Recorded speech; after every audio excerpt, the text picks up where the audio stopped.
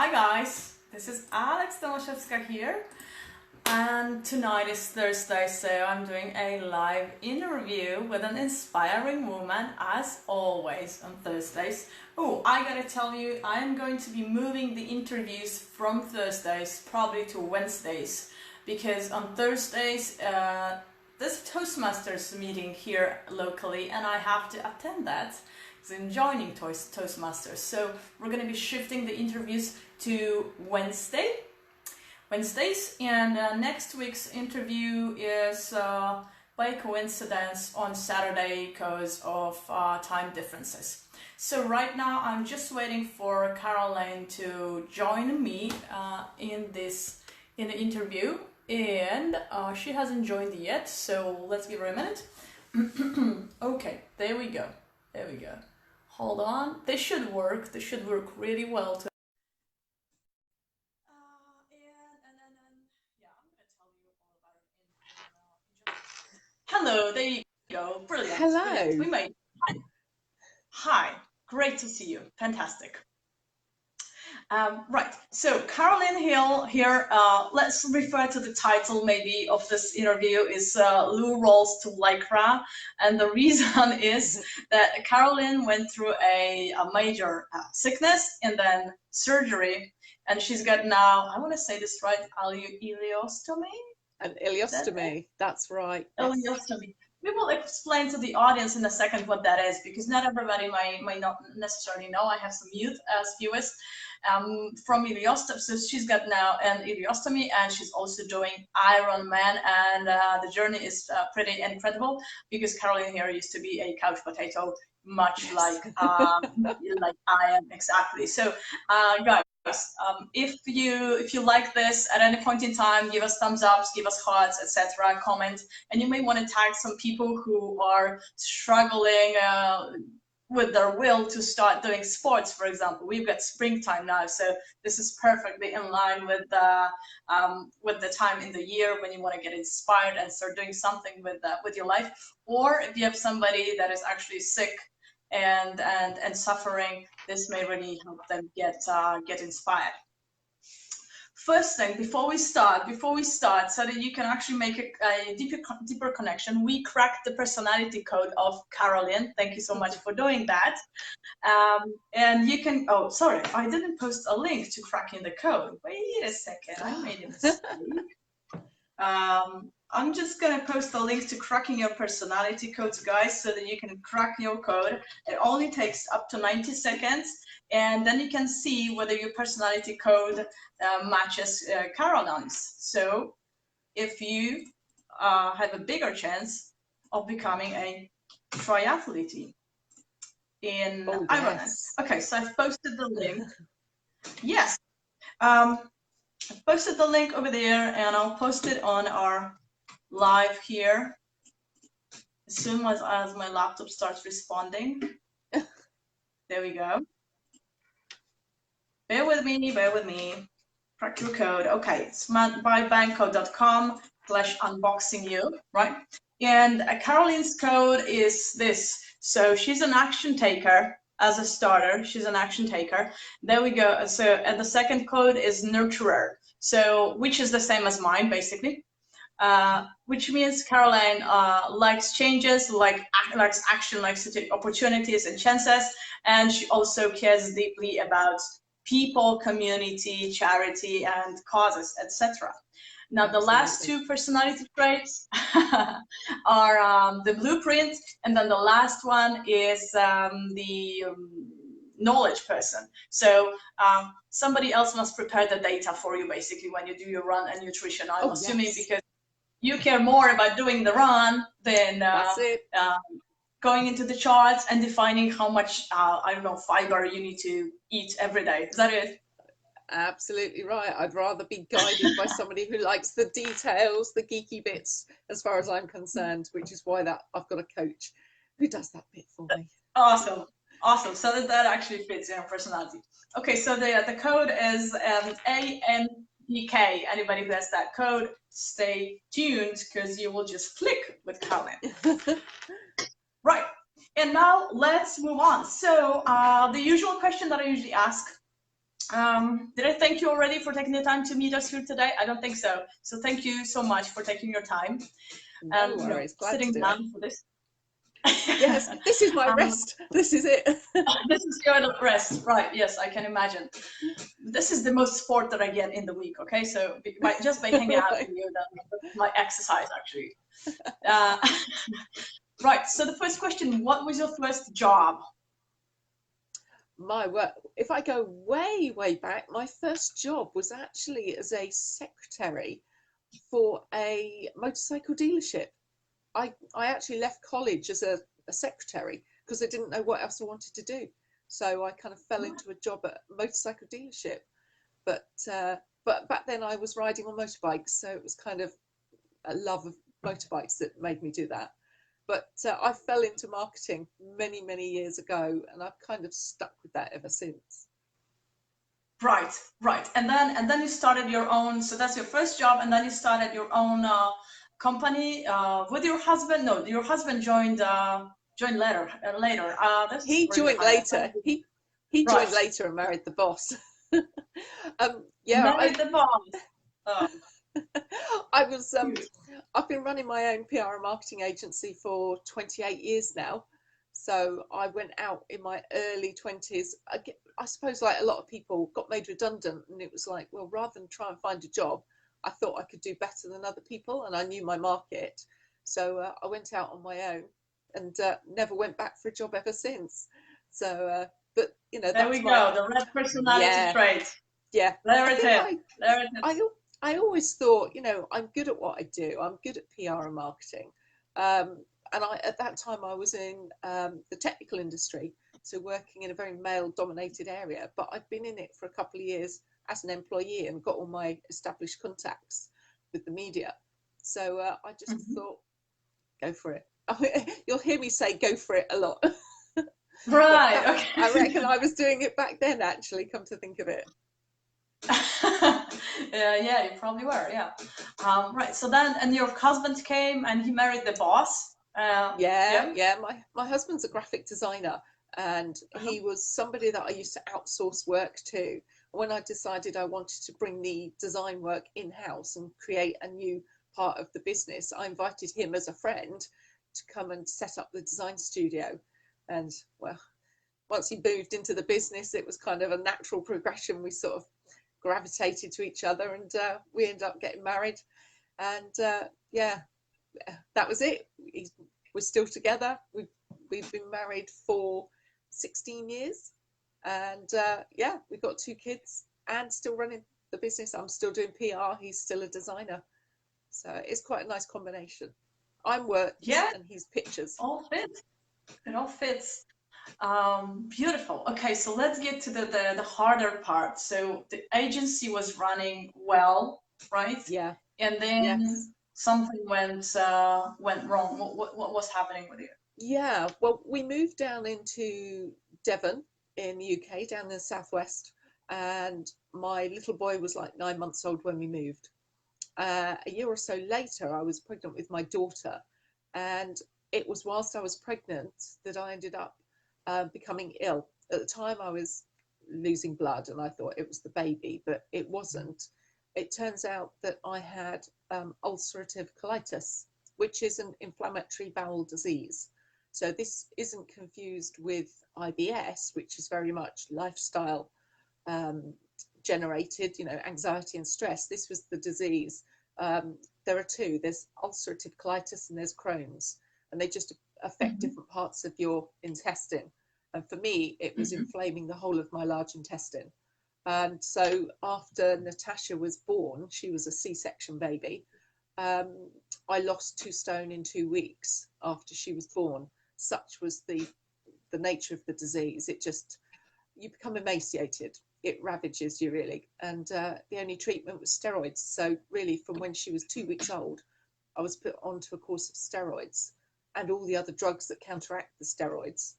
And it was Hmm. a yo-yo, really yo-yoing for 4 years. And considering I'd got a business, I'd got staff, as the disease took hold and we couldn't get it under control, um, Hmm. it just got worse to the point where I ended up not being able to win business, not being bringing in any more new clients, and therefore having to start letting staff go.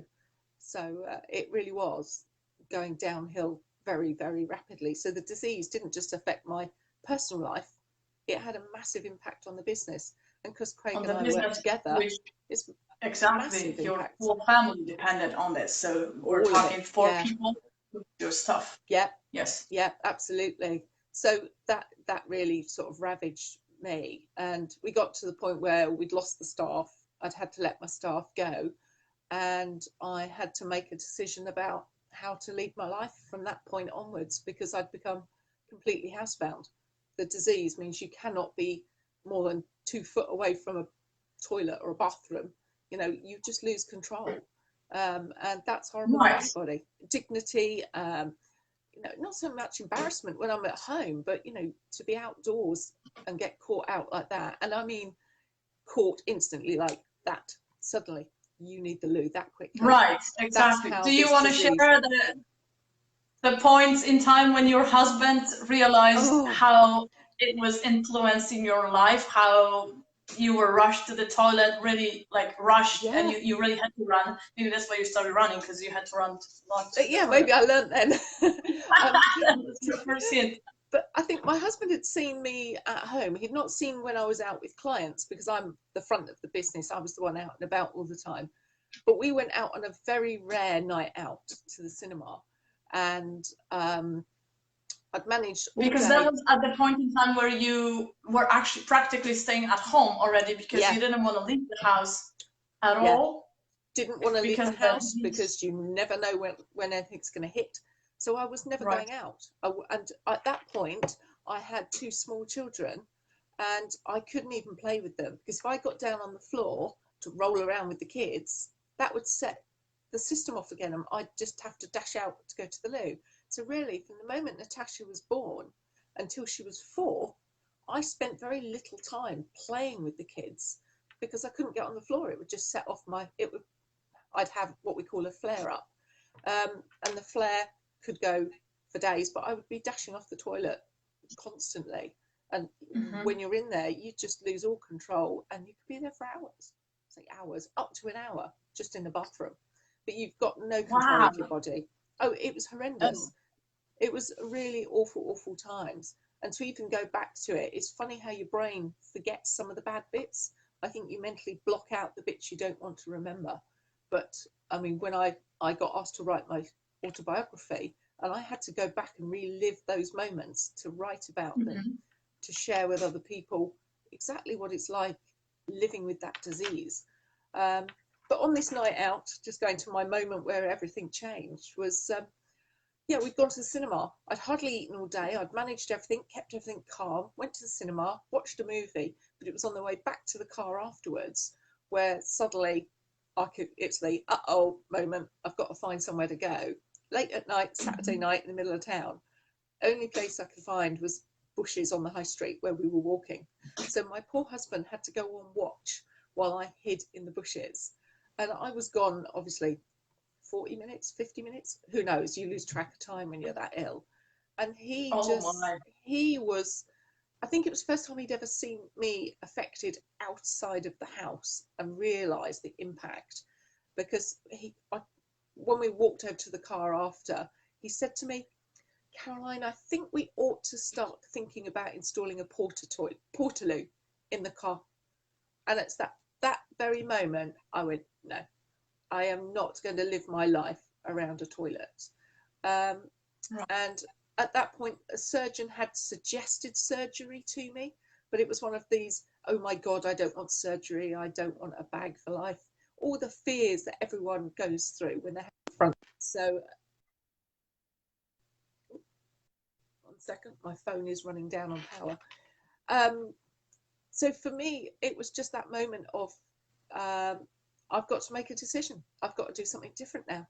So I chose on that day, I said, that's it.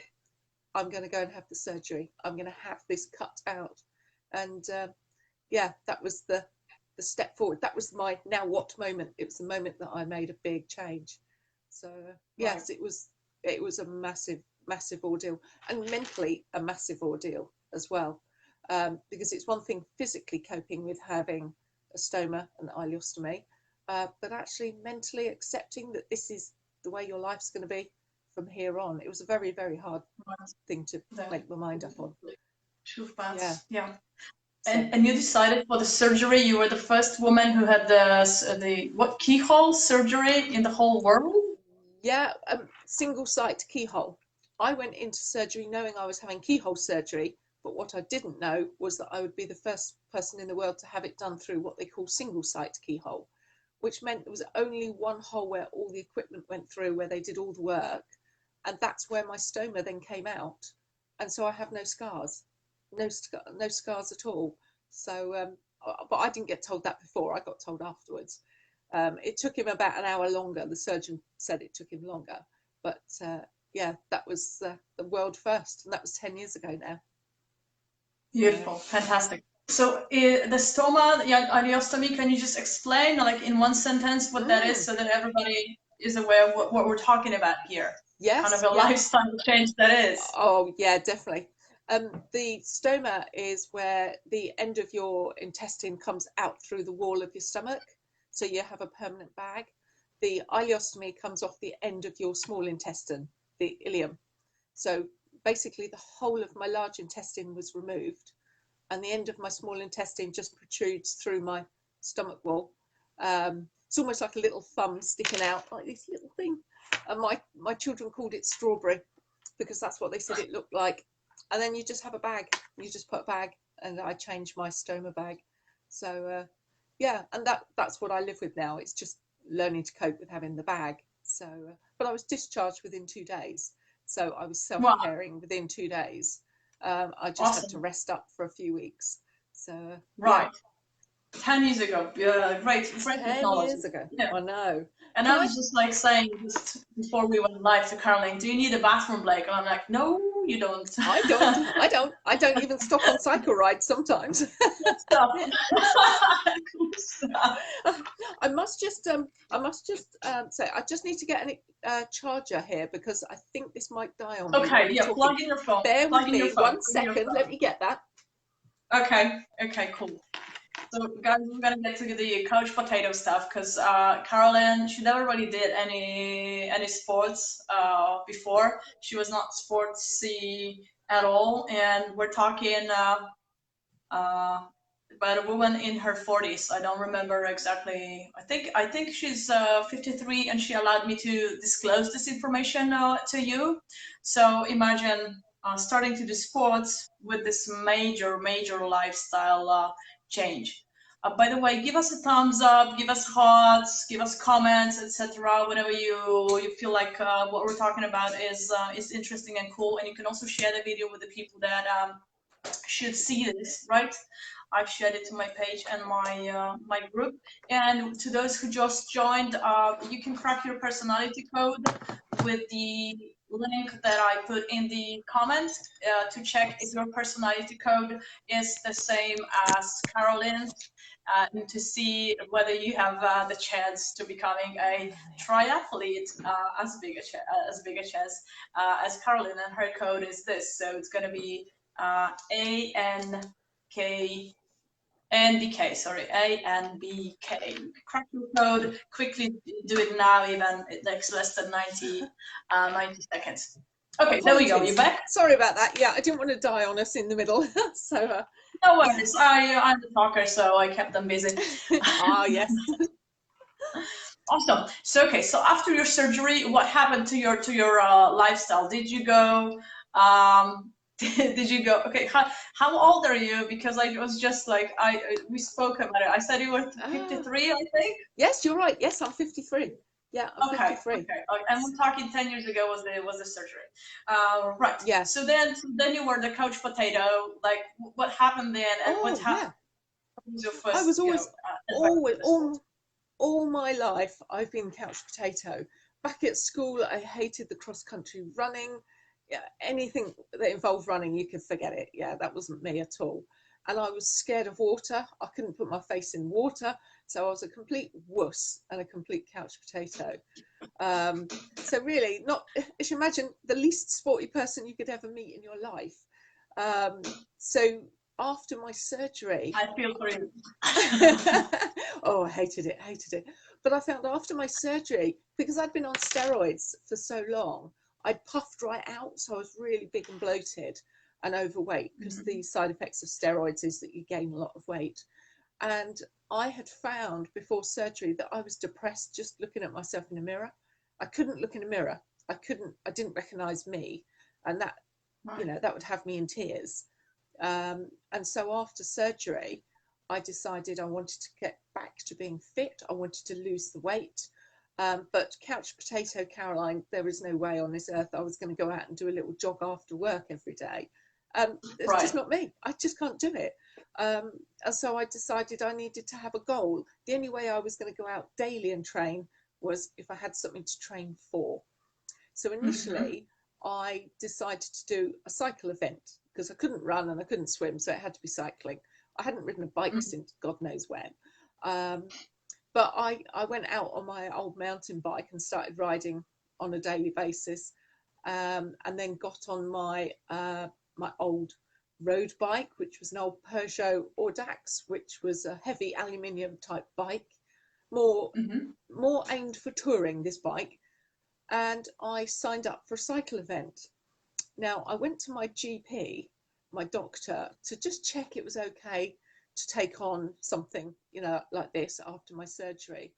I'd had the surgery in the March, and I spoke to her in the November and said, do you think it's okay if I could take this on? And she said, what do you have in mind? And I said, well, it's cycling from London to Paris in 24 hours for a charity. And she was like, ooh, I don't know. Oh, yes, definitely. Another personality trait. You've got goals for the action taker, and you've got charity. Combine them together. There you go. There you go. That's how you put that's my personality passion. to action. Brilliant. And so her comment on that day was, well, Caroline, I don't know. I mean, you've had major surgery. You've been through a lot. I don't know whether your body will cope. And my view was, hey ho, she didn't say no. So out I went to start training.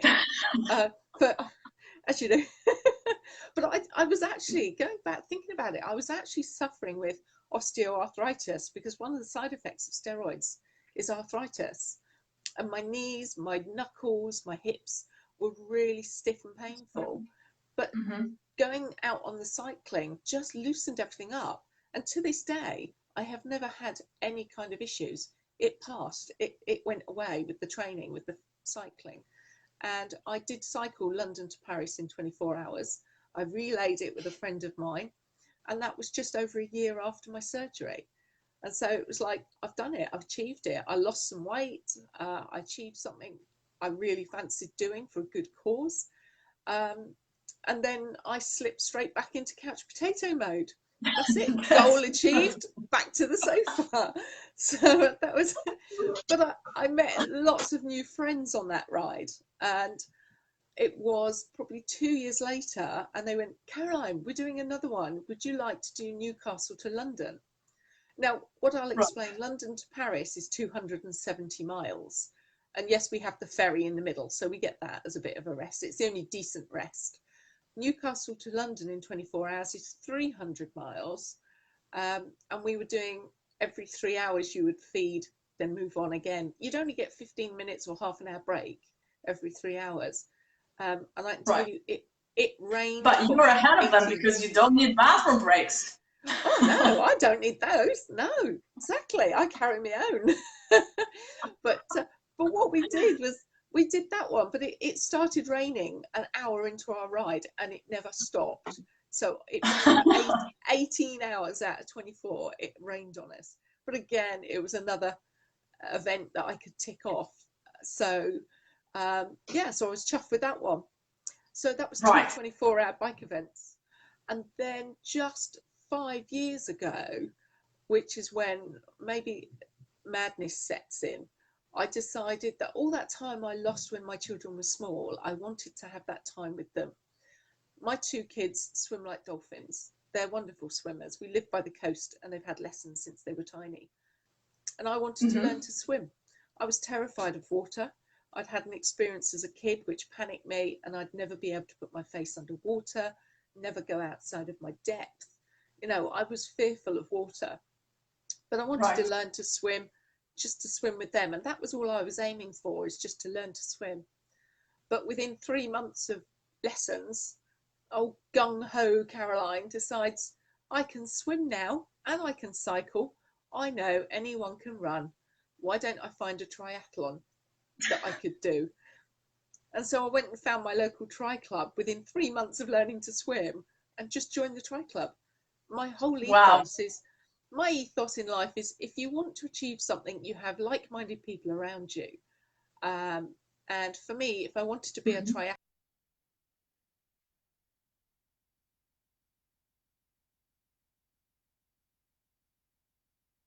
What happened? Guys, hold on. I hope we're going to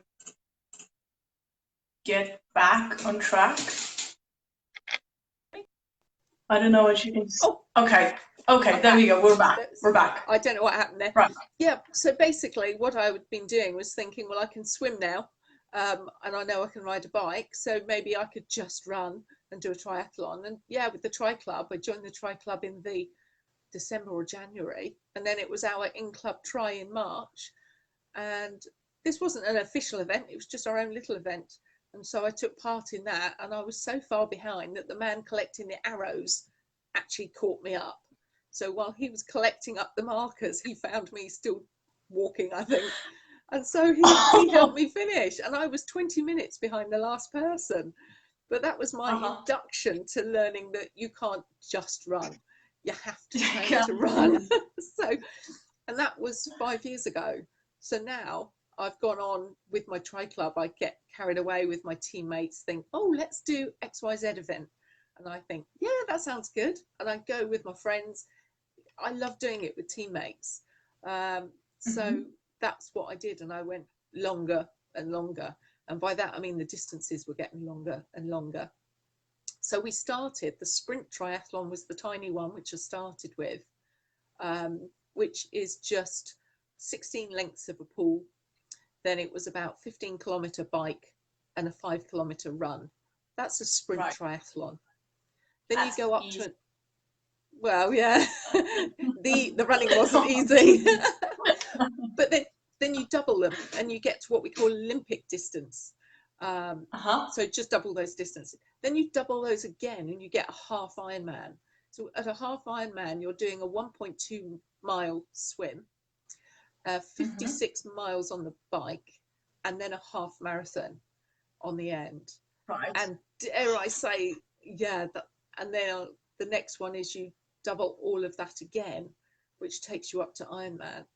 So last year I did 3 half Ironmans. Whoa! And I put rather a lot in my calendar last year, so I did 3 last year. And yeah, I'm going for the full Ironman in July. So I've got 2 months. July, left. yes. July the 14th. Of that. July 13th. 14th, okay. Sunday the 14th of July. 14th. And I am raising money for the Ileostomy Association as well. So after, I'll put a link in. So if anyone would like to make a donation, I'd love to. Yes. Because this organisation supported me. They supported me when I didn't have anyone else to talk to. They were the place I turned to when I had surgery. And for me to now represent them, I wear their branding on my kit. And this is my opportunity to give back to them and actually raise some funds for them, because they're a charity. So my goal is to inspire other people to get out and do some kind of sport. It doesn't have to be triathlon, it doesn't have to be Ironman, but just to appreciate that the life you've got, it's what you make of it. I wasn't going to get a bag stop me. So now I'm going out there pushing boundaries. I talk to lots of people who've got an ileostomy about what they can do. So to me, it's what you can, not what you can't. Right. So and you're a motivational speaker for business and for private lives, for private people. Because that came about because I got approached a couple of years ago by a publisher to write my autobiography because they'd heard what I'd been doing. So my personal story was written. I wrote it. I had to go back into those dark times to write some of the book. And that's where Loo Rolls to Lycra came about. That is the title of the book, is Loo Right. Rolls to Lycra. Loo Because Rolls I live to Lycra. Today's probably the first time you won't see me wearing Lycra, although I was in Lycra this morning. So, but my life revolves around Lycra these days. So Loo Rolls to I Lycra. put a sweatshirt on for this, you know. I'm This impressed. is my Yeah, but you see, exercise. I do have all some of these little medals and stuff here. You see, little one. These are my half iron. This is a half Ironman medal. Oh, So beautiful. there we go. Fantastic. Fantastic. But Loo Rolls to Lycra. This is what they created. That was the book. I don't know if it's gone in right. Loo Rolls to Lycra. The Ironman dreams of an IBD sufferer. So it really appeals to people who've got conditions like me, but the book seems to have been appealing to triathletes, couch potatoes. You know, people want to go out and just say, you've made me go and walk my dog on a daily basis, or you've made me want to go and do couch to 5K. I'm going to do park run. I'm going to learn to swim. Those motivate me. So the more people tell me that what I'm doing helps them, the more that pushes me. So that's why now I'm going long. We call it going long for Ironman. So in July, it's tackling that. So yeah, and off the book, that's where the speaking comes in. For Caroline. Sorry? I missed you, it went wobbly. I was going to say, because the book actually has then triggered lots of people wanting me to give my story. So I've been using my story just to share the whole story. But then I recognized there was so many analogies with my training that applies in business about how we set big goals, how we break things down to achieve big things that we never thought were possible. And we do that in our lives, we do that in work, and it's how I train. And the moment I saw the correlation, the sense it makes in my business and how I work with people, I couldn't believe it. I didn't see it before, but it was my training that makes me see it. Setting little goals, those little steps add up to make big steps, and before you know it, you're far beyond where you thought you were going to be.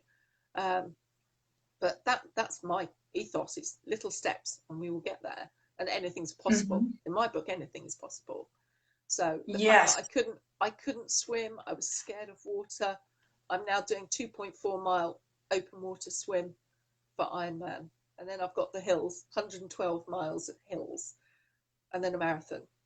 But I know I'll get there. I'll be on the start line. I'm blooming get across that finish line. Will. Yeah, my intention is that finish line. Visualization. It's all about visualization. I see myself crossing that line. That's my drive. Absolutely, that's what you should. Yes. And so we also had a question: do you meditation? Do you meditate?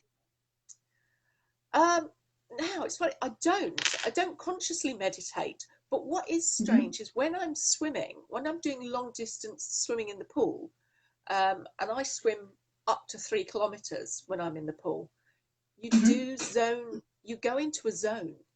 When I'm swimming, my body goes into auto mode, and I find my head goes into a zone, but that comes just from distance. You know, you stop worrying about all the things around you, and your brain just has its own space. And I find that with my swimming. When I'm swimming, I actually get into this completely zoned out space. And I like that. I love swimming. I absolutely adore swimming now. So, so it's not meditation, but I find swimming a form of meditation, I guess. It's relaxing. It's what gives you a clear headspace. Very good. I do have to be careful sometimes, because if I'm not focused on the swimming too much, I start thinking about what am I going to be cooking for dinner tonight, and I can't do that when I'm swimming. I've got to tell myself not to drift off when I'm in the pool. But I see. But yeah. Well, when I swim, I just find myself counting the pools, and it just gets so boring. Yeah. It's like 13, 13, 13, 13, 14, 14, 14, 14. This is what I do when I swim. But I think that's why I like having a coach. I mean, my coach is a guy called Simon de Boer from Triforce, and he sets all my training. So he will have set my training program for this morning for my swim. And today was what we call an endurance build. So he will tell me, right, I want you doing 250 meters at this pace, then I want 350 meters at that pace, then I want you upping it. He varies it. And I think it's the variety. I think just plodding up and down at one pace is boring. But Yeah. he adds the variety. But I need that. I need fast work. I need steady work. You need a bit of everything. So a bit of pace and a bit of hard work just to get the heart racing as well. Sometimes it's not about slow and steady. It's about pushing those boundaries again. So, and he does that with all of my training, the run, the bike and the swimming. So you know, yeah, I need my numbers, also man. refer that to the business. Sometimes you can go slowly, just pace yourself, and sometimes you just need to run for the goal, and that's how you manage it. You're right, and sometimes you just have to dig deep through the hard bits, and that's also a big part of it. A lot of my training is mental, but that applies in business. You know, you're going to have times that are going to be really, really difficult, and you've got to just keep believing you can get through and do it all the way. Yes, yeah, exactly. yeah, definitely. That's great. So, great advice. Yeah. Thank you very much. Can you please post a link to your the organization that you were supporting, or the race? I'm sure you're gonna get supporters from today's live, and also the link to the book. People are gonna want to buy the book if it's on Amazon. You can post a link over there. Yes. Yeah. Yep, definitely. Yep. Awesome. And there's a link to my page because there's actually a video. The BBC covered my story as well. So there's some BBC footage on my website, which you'll see that all on there. So yeah, absolutely delighted to share that. And I'd love to see if people are out there doing things that they never thought possible. Right. Well, I'm going horseback riding tomorrow, so if that is there. Fantastic. It was great to have you here. Great to hear your story, sharing all the details, which I know it must be very difficult to share these details, but it's also so rewarding and so important because that's when people can actually open up even to themselves and say, okay, yes, completely. Really and it's quite cathartic. It is cathartic as well. For me, writing my book was cathartic for me to go back, look at it, write it, and almost express it on the page. So I've taken it out of my head and shared the bits that I think would help. So yeah, there's plenty in there. So, but thank you so much. The most difficult bits that really get to people.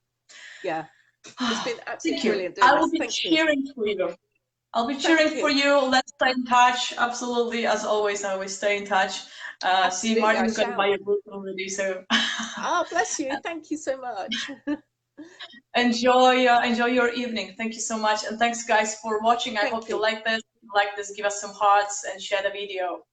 Lovely. Thank you, everybody. Great to be here. Take care. Bye. Thank you.